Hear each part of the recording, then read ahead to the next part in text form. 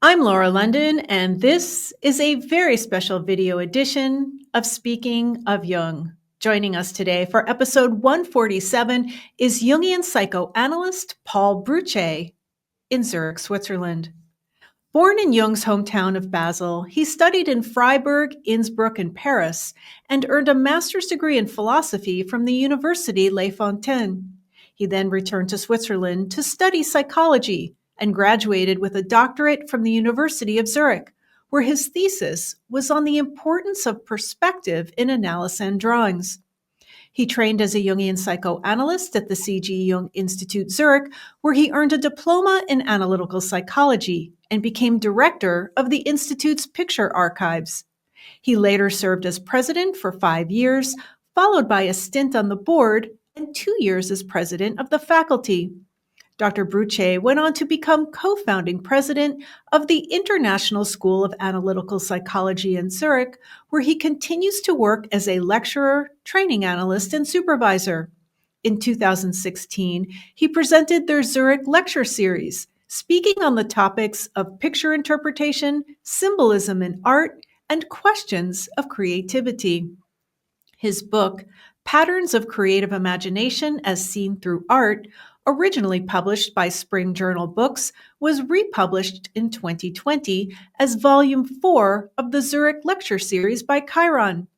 His 2016 interview with Jungian analyst and Speaking of Jung guest Louise Morris is included in Blue Salamandra Films' DVD series Jungian Speaking, and his essay, The Creative Power of Soul, a central testimony of Jung's Red Book, was published in Volume 3 of Jung's Red Book for Our Time, Searching for Soul Under Postmodern Conditions.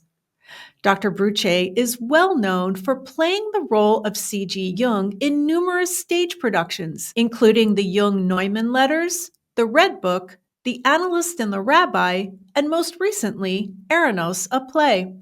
His essay, From the Perspective of an Actor in the Play, was published in the book The Analyst and the Rabbi, which also includes the screenplay by Jungian analysts Murray Stein and Henry Abramovich, both of whom join me to discuss the play in episode 47.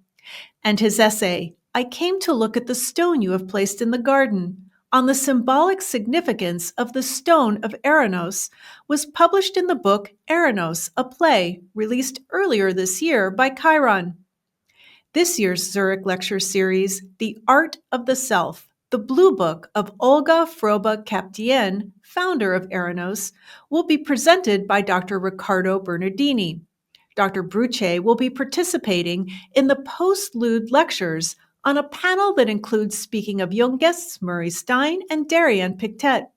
The Symbolic Attitude, What Is It?, will be held on Friday, October 17th at the Psychology Club in Zurich and live streamed on Zoom from 10 a.m. to 12 p.m.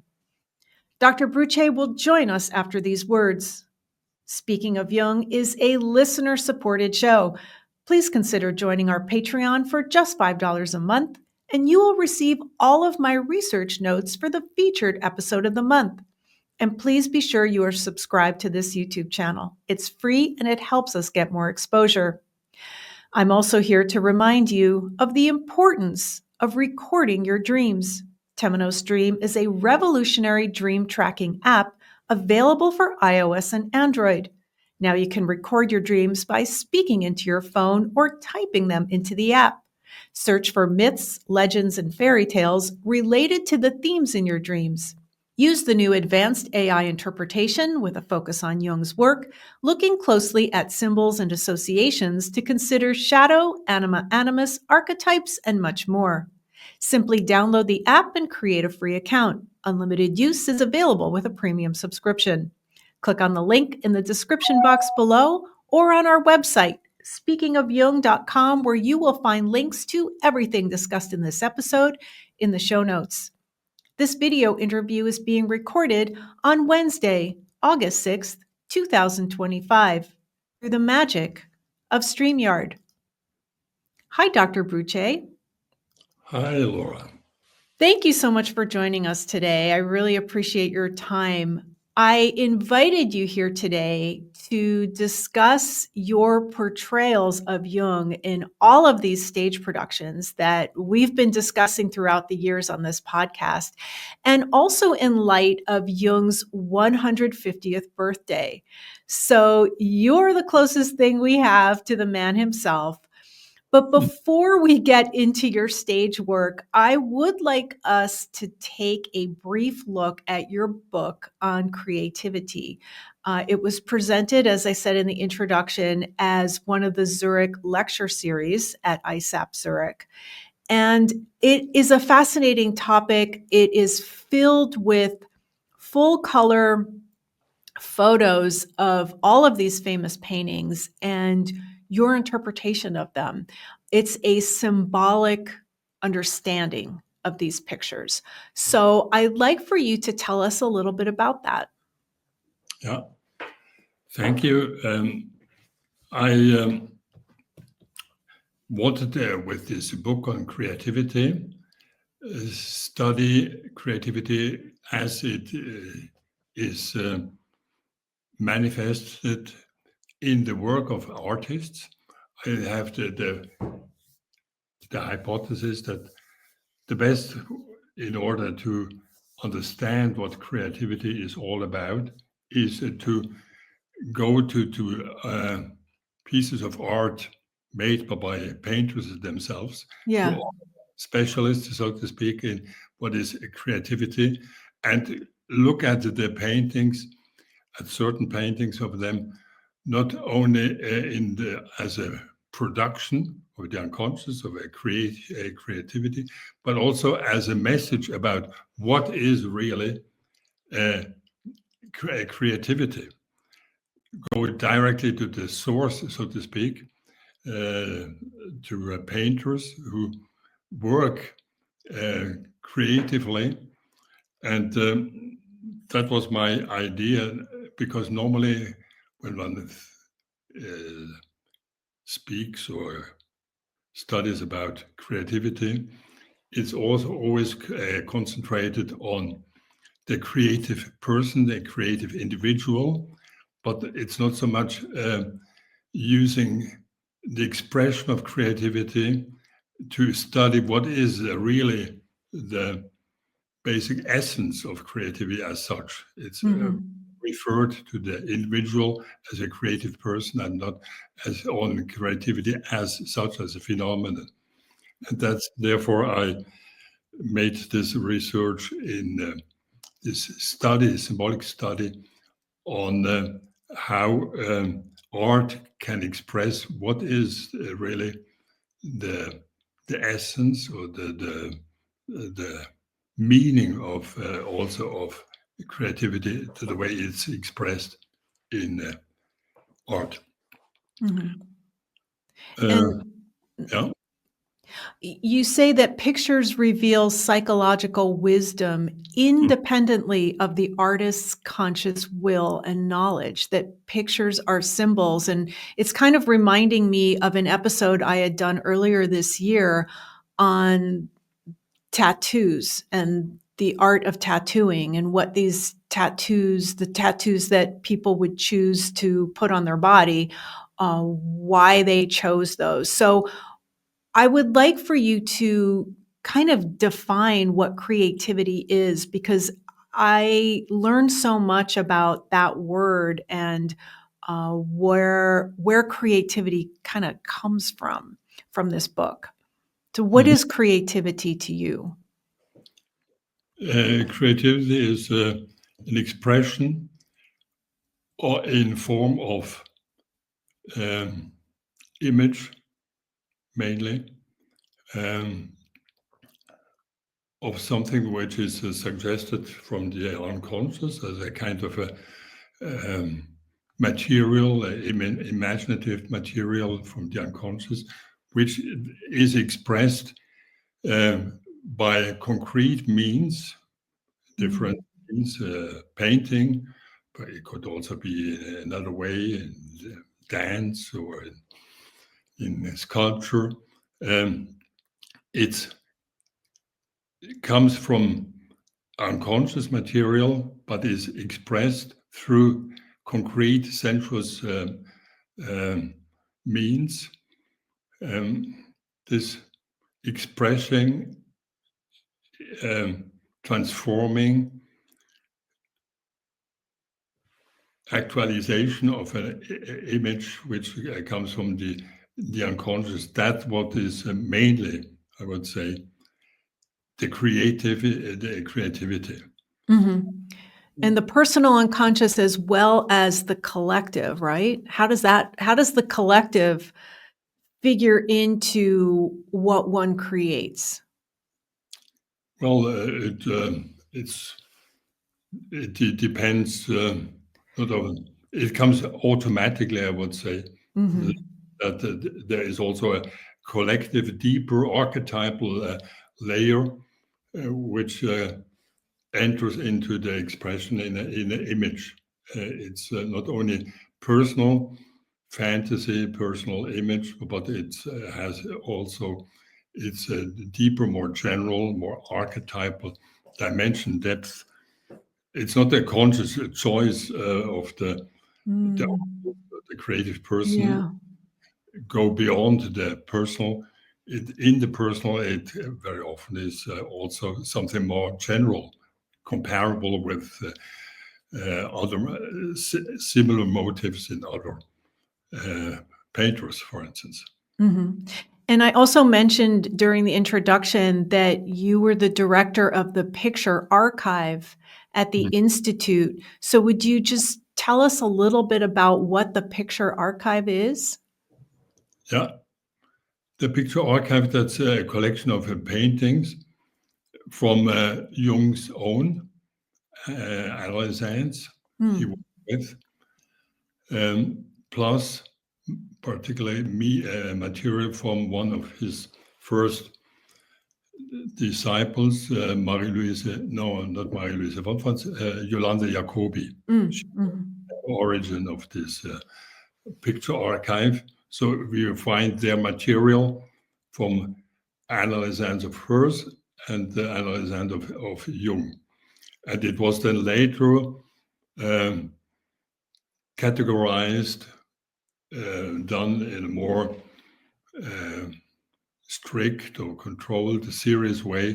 One wanted to make a catalog with themes so that one can use it also by looking at the material according to questions one has and one wants to study.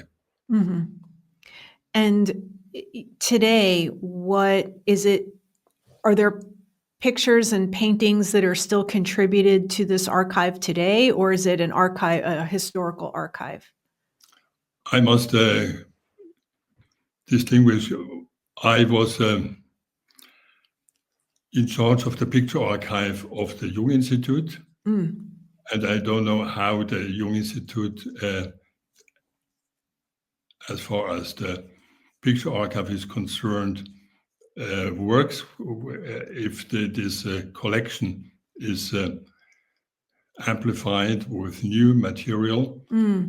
But I can say that at ISAP, where I'm now involved, there we have also a picture collection, and there that's recent material, which makes the collection grow. So analysands are contributing the pictures that they do in analysis to the current archive, and are those on display? One can use them. That's the idea. That it's not only for the collection as such, but it's in order to be used, you can have access to the originals.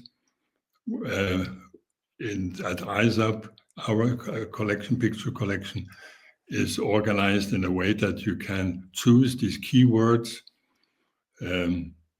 different colors, or if you are interested in motifs. So you have access to the material through the questions you wanted to study. Okay, great.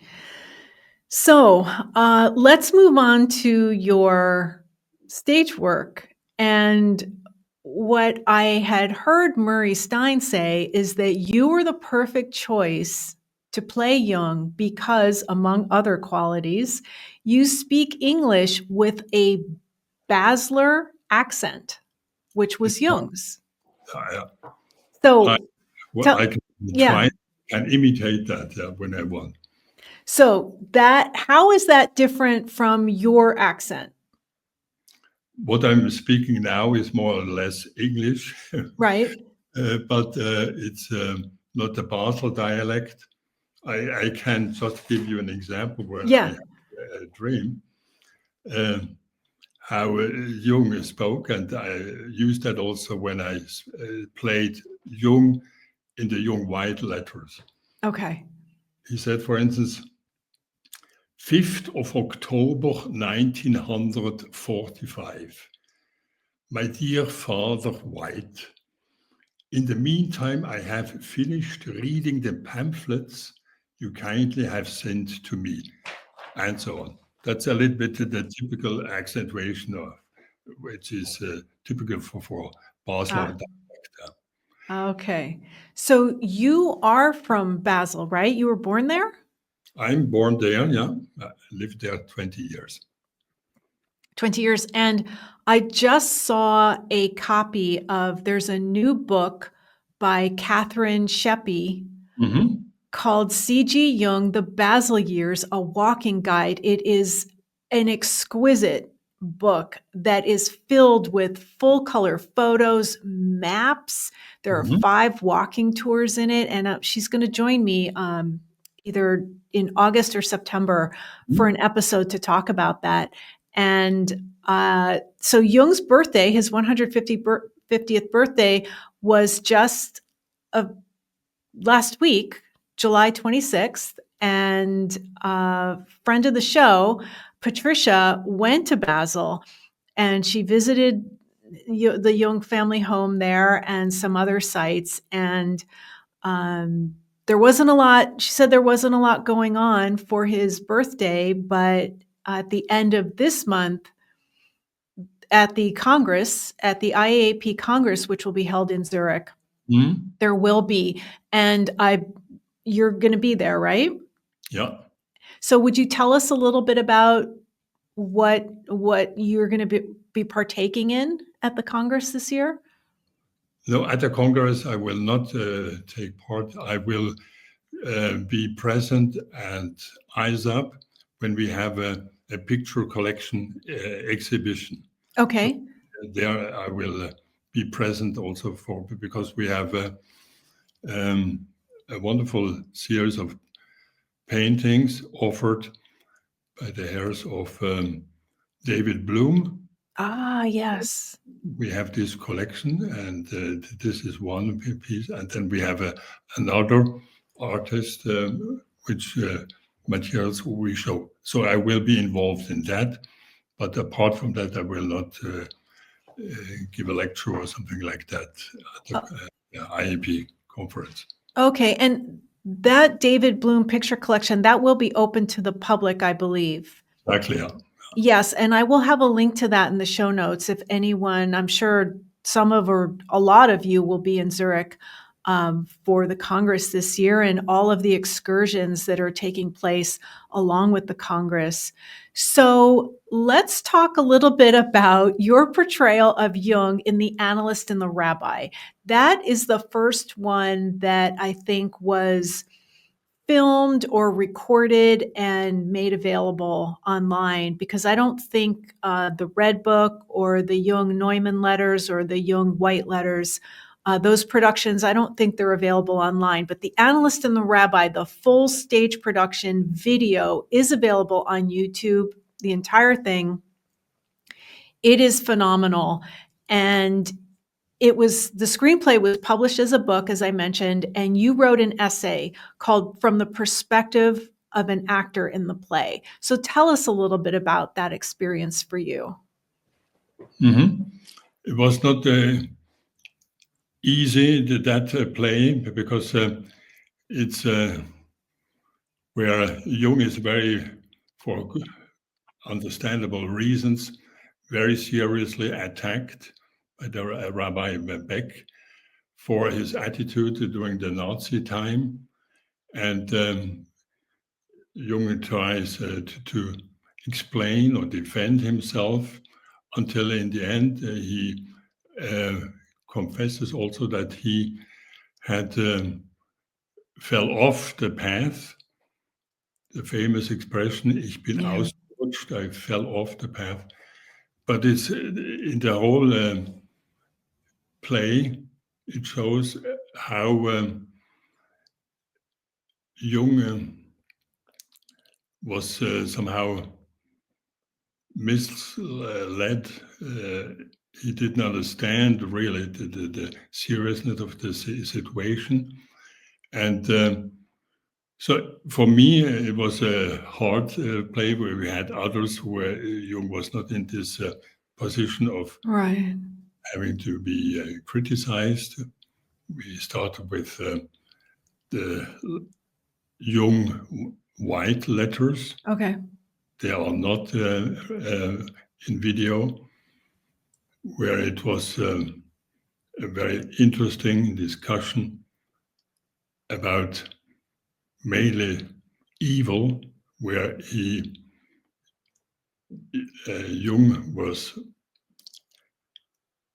defending his position that evil was not a privatio boni, just a kind of a little something like less good, the privatio boni. This was a Thomistic idea, but he said evil is a real force, it's a real power, and we shouldn't minimize it. And like in theology, according to him, it was done.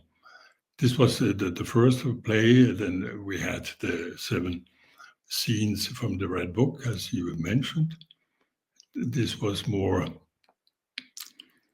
at the limit of what we were capable, because this was more theater. And, and then came, as you mentioned, the analyst and the rabbi. And this was dramatic because it was this confrontation between Jung and the rabbi. Jung wanted to have this imaginative encounter. It is not historical, but it could have happened. It's an idea of the authors of this play, Murray Stein and Henry Abramovich. And it's a very moving play at the same time, because it shows even Beck, the rabbi himself, was entering in a very delicate situation where he wasn't so sure about how he had behaved. He entered in the so-called, what they say, in the gray zone, where it's not so clear what you are doing, and your own moral or ethical standpoint is not that clear, because Rabbi Beck had to, it was not allowed, or not, he couldn't tell those people who were sent to the concentration camp that they were going to their death, because he had to keep his secret in order not to do greater harm to the. So this difficult situation was something he was very much worried himself about. And so both in the end of the play have their own, I mean, Beck and Jung have their own, both their own situation where they were doing something where they couldn't be completely agreeing with them, with it. I don't know if I can express. clearly. Yeah, and I appreciated something Henry said about Jung. He said, a great man has a great shadow. Yeah. And the tone of this play, the actors, all Jungian analysts, the tone is just palpable when you watch it, of the inner struggle that these people were undergoing, and it's so well done. And Murray said, this is a play about the shadow and facing up to it, and that certainly is felt, is portrayed, is you can see the actors struggling with this. And so, by the way, yeah, please. It makes me think of something Jung develops in his Memories, Dreams, Reflections. It's a dream where he sees himself in the night. There's a windy, stormy weather, and he has in his hands a light. He tries to protect this light against all the wind, in order that it's not blown out by the wind. And then he turns himself slowly backwards, and he sees that he is followed by an enormous shadow. And he wonders what that is. And then he realizes that's himself. Yeah. With this light, he is producing, so to speak, an enormous shadow that goes along with what Henry said. Each person, or great person too, has a great shadow. Yeah. It's this best of the best intention to bring light, to make conscious things expressed in this light he holds in his hand, is or the origin also of the projection of an enormous shadow.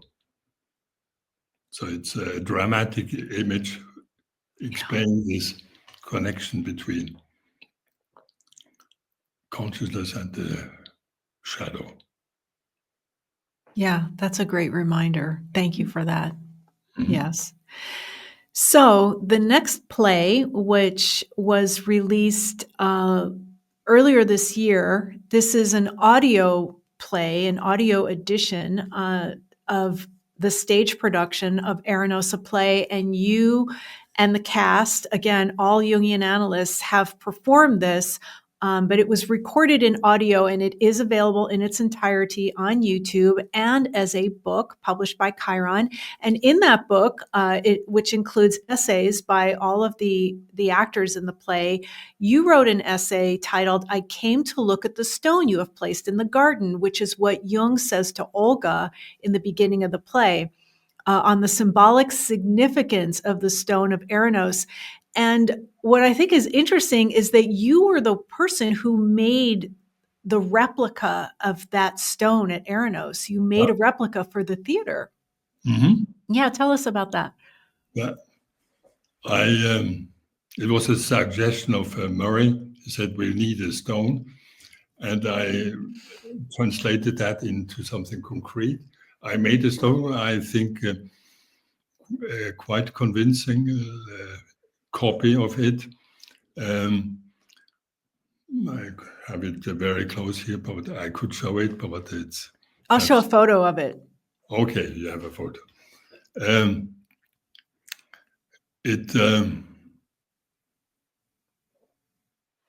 When I made it and realized that even if it's a very sober, a very simple, elementary stone with not a lot of figurative elements, it's nevertheless very interesting. And when you look at it symbolically, particularly for two triangle signs, one above the other, when you look into that makes a lot of sense. Plus the inscription itself is very interesting. So this was the reason why I chose the stone as my contribution to this book. Mm-hmm. And I have a little bit of a synchronicity here. I'm recording today there's a studio in the building I live in, and I never know what's going to be out because it's a public space when I get in here. And the Pink Floyd album is back on the stand with this triangle, and the record is on the record player, and the vinyl record is in the position with the triangle pointed downward, and I will take photos of it before I leave the studio and insert them here. But speaking of synchronicity, you give what I thought was the greatest succinct definition of synchronicity I have ever come across in this essay. You say it is the correspondence of external and internal events through a factor of meaning that expresses itself simultaneously in things and in inner experiences. Mm-hmm. So I think that sometimes when that word is bandied about, it's usually doesn't include the inner experience. So I love this definition, and I'm going to include it in the show notes. Mm-hmm. So yeah, I'll let you talk.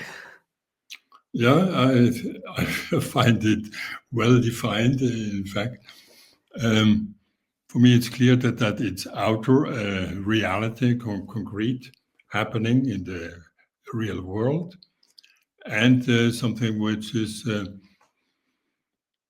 inside in your conscious, in your dream, can be something related from a dream image you have, and at the same time later in the day you find a corresponding outer motive or event or thing.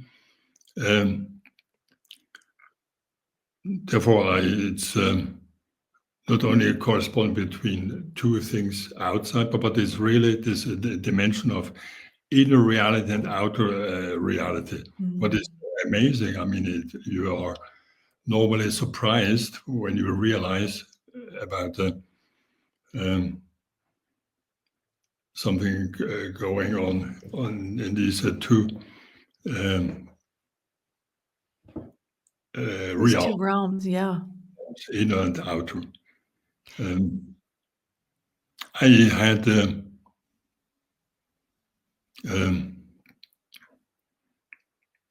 very interesting experience in this context. There was a meeting in the Italian part of Switzerland, a meeting where we worked together, the Jung Institute and the ETH, the Polytechnical School of Zurich. And there I went with my car. I had an accident. A big stone fell from a rock, and I had problems to go on with my car later. And therefore, when I arrived at the Congress, I couldn't go to the place where I had planned to go, because I had to go to the garage. And then it was just a time to enter in a lecture given by Pauli's last late professor, analyst, assistant professor. Mm-hmm. And the person ended his lecture by saying, I went to see Pauli in the hospital, and Pauli told me, look in which room they have put me in the hospital. He went out and he saw it was 143, I think. And this is a very important number for Pauli. And And then when I arrived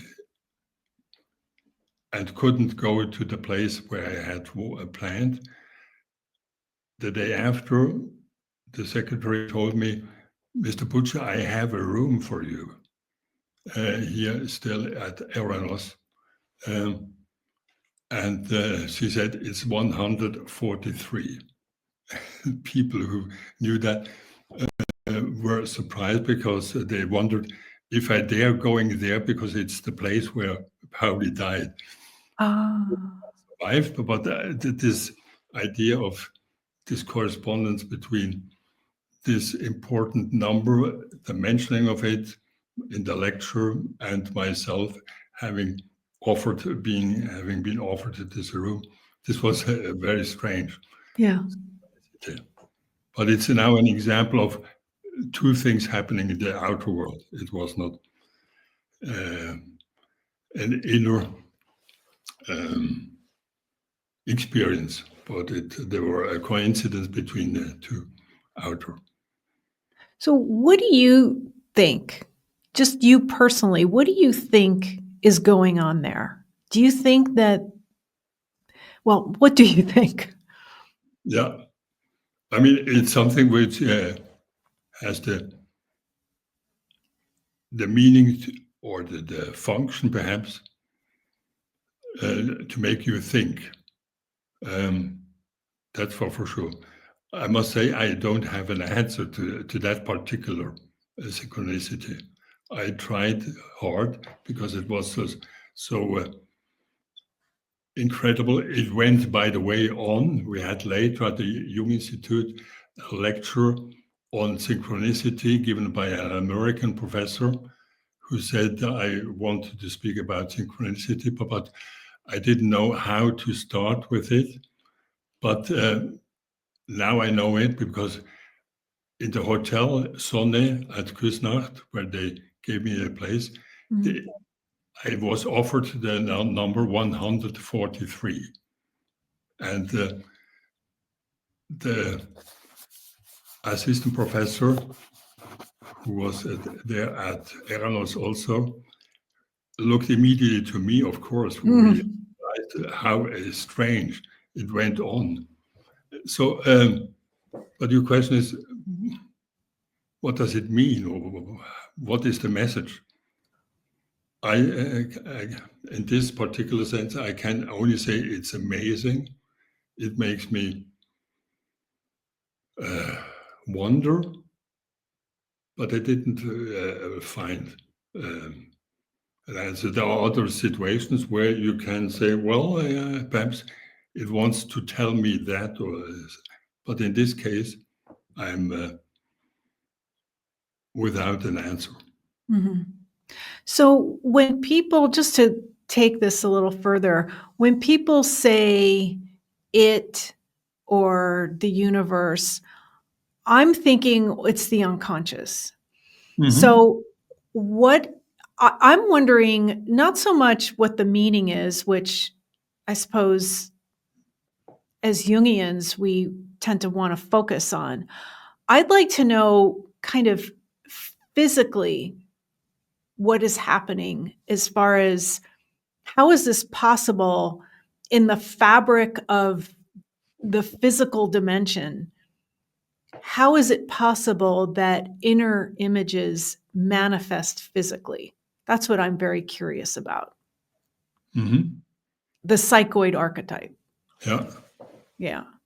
Mm-hmm. So let's get back to the stone, because this subject is just kind of, the subject of synchronicity is kind of crazy making, and we could go on and on about it. But something that struck me of what you wrote about the stone is that it is present throughout the play. It's not mentioned except for briefly there at the beginning, but it's present throughout the play as a silent witness to a mysterious spirit. Mm-hmm. Mm-hmm. Yeah. Yeah, it's in the end, one refers once again to it. In the beginning, it's important, and in the end, it's mentioned again. But apart from that, as you say, and as you quote me, it's an ongoing presence without any reference made to it concretely. It shows that it's a kind of the presence of a special spirit. And I would say Eranos was the place where a special spirit was alive. Only as it is expressed by in this stone, but in reality also there was something which made it possible that great minds in that time were discussing really very productively, creatively about new things. And it's perhaps also the fact that it was after the war, that it was also geographically between the north and south. It's a special place where such new developments in the field of spirit were possible. The Eranos Tagungen at the Monte Veritas, it's very close there. So I think that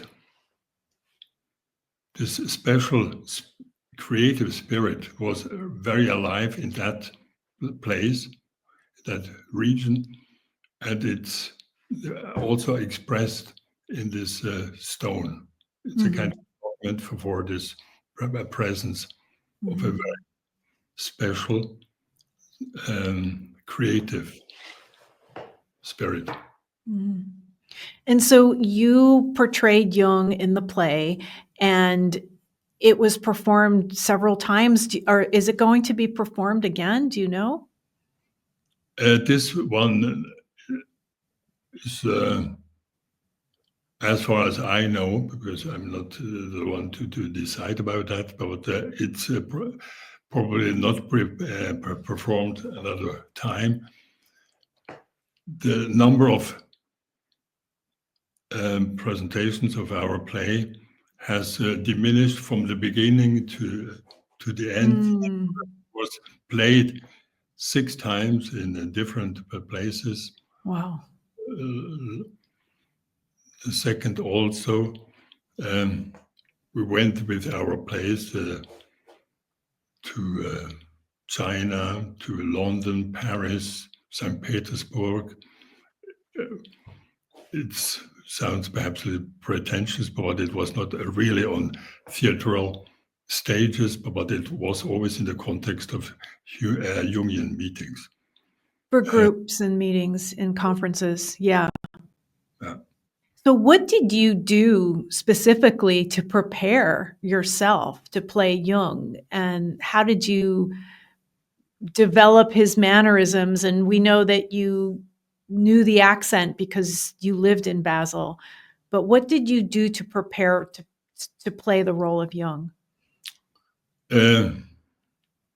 What I did is looking several times at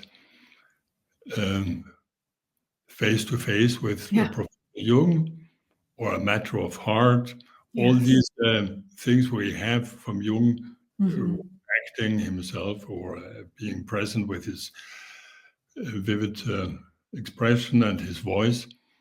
I tried to get imprinted by that. That's the only preparation I had.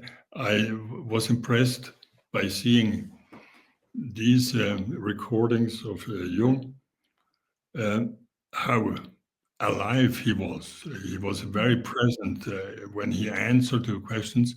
You realized that he was like immediately touched by the question, tried really to answer in a vivid way, not as the professor quoting himself or repeating. It was a real immediate creative search for giving the personally convincing answer. So this aliveness, this presence, that's what I was trying to bring in my role play.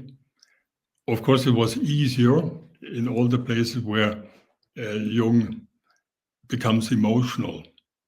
Jung could be a very emotional person when he was angry or when he was laughing. It seems that he was always very, very loud, very convincing, very involved, committed. And this happens when there were passages about evil, where he had a totally different position. I mentioned that before in the discussion with Victor White, or later also. So these passages where he is personally touched and involved were easier to play in a more convincing way, because. But the challenge for me was I couldn't just invent a figure. There was a figure, I know how he spoke, so I had to try to be honest somehow, or true to the voice or appearance of Jung. And that's a very difficult thing. I couldn't just create a person, because out of my own imagination, what you can do when you are playing normally, but then you are playing a person, one's action, one knows, that becomes a little bit difficult. You have to try to not to express only your own way, but to be just towards the original you are trying to copy or to imitate. And because you knew the history or these other figures, Anila Jaffe and Olga and Neumann and Rabbi Beck, you didn't know those people, but you knew them historically, or maybe you did meet some of them. I don't know. I know only Anila Jaffe personally. Did you? Who was played by Catherine Sheppy, who will be joining us here soon. So how did that feel to be Jung and interact with Jung's friends and colleagues? Yeah, I never became inside Jung, but I tried to play his role. Right, I guess I mean that you knew the background, his relationship with Jaffe and his relationship with Olga, and so you had all that knowledge of, right? So that must have featured into this and come out through the interactions, because you were sitting across from these people who are your colleagues, and you're playing the role of Jung interacting with his colleagues. So that must have been really interesting for all of you. Yeah, absolutely. But with time, you forget about the fact that there is not sitting the Erich Neumann, but the John Hill. Yeah. You are forgetting about that, and you enter more really in the role. Yeah. That's very easy when you are not alone, but with someone in front of you. Then the play in its own dynamic helps to really enter in the scene and in the mode or in the atmosphere. Had you done any other acting before, or have you since? No,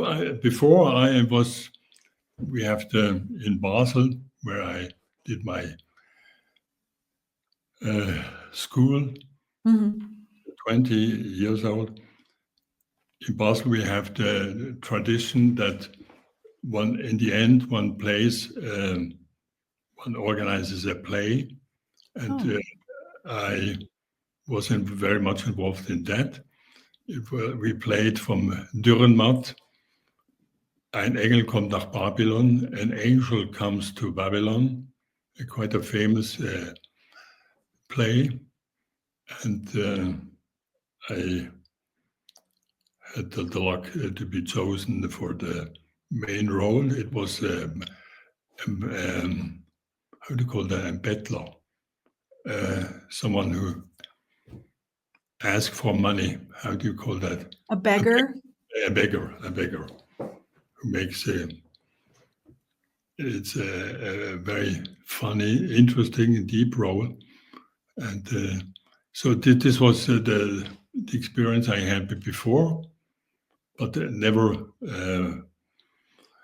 imagined to play later on. So I'm very happy that Murray and Henry had a good idea to write plays. Yeah. Yeah, it's a great idea. And I hope they do more. So we're coming toward the end of our time here today. And so I would lastly like to ask you about the postlude lectures that you'll be involved with at this year's Zürich Lecture Series by Dr. Bernardini. And you will be on a panel with Murray and Darianne. Would you tell us a little bit about that? Unfortunately, I'm not prepared at all. Okay. I know that I will be involved. It will be on the function of aesthetics, and of course that's something which all my interest during my whole life as analyst was concentrated on picture interpretation, art. So I will find my contribution, but for the moment I have no idea. Okay. Yeah, I mention it because it will be live streamed on Zoom, and there will be a link to register for that in the show notes. It's on Friday, October 17th. You will be at the Psychology Club in Zurich. The panel discussion will be, again, it's titled The Symbolic Attitude. What is it? So I'm looking forward to that. And I want to thank you very much for your time today, Dr. Brutsche. Mm-hmm. Thank you also, Laura. Thank you. Speaking of Jung is not just a podcast, it is also a website. Please visit speakingofjung.com, where you will find extensive information on the life and work of C.G. Jung, show notes and audio downloads for all of our 169 episodes, a comprehensive books page, a blog, and now a monthly email newsletter, which you can sign up for at the bottom of our front page. All of our episodes are also available on YouTube podcasts, which you can access by subscribing to this channel, Jungi and Laura. It's free. Just click the subscribe button below. I created Speaking of Jung 10 years ago. This month is our 10th anniversary, and all of our content is still free to access. But it is not free to produce. Please consider contributing to our tip jar on Patreon for just $5 a month, or visit our support page at speakingofjung.com/support for links on all the ways you can help keep this podcast and our website alive. With special thanks to Murray Stein, Darianne Pictet, Patricia Preisner, and to Chiron Publications, I am Laura London, and you've been watching a very special video edition of Speaking of Jung.